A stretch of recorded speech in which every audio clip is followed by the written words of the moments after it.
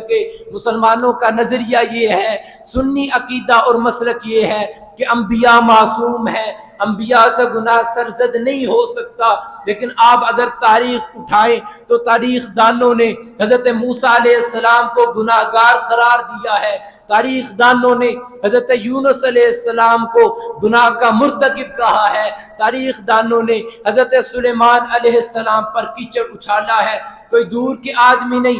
مولانا مودودی نے اپنی تفسیر لکھی، اس تفسیر میں حضرت یونس علیہ السلام کو گناہ گار ڈکلیئر کیا ہے، حضرت موسیٰ علیہ السلام پر گناہ کا ذمہ لگایا ہے، حضرت سلیمان علیہ السلام پر گناہ ثابت کیا ہے. اگر ہم تاریخ کو تسلیم کریں، انبیاء کرام کی عصمت جاتی رہتی ہے. لہذا ہمارا موقف یہ ہے کہ اگر کوئی تاریخ اسلام اور اسلام کے نظریات کے مطابق ہے، ہم اس تاریخ کو تسلیم کرتے ہیں، لیکن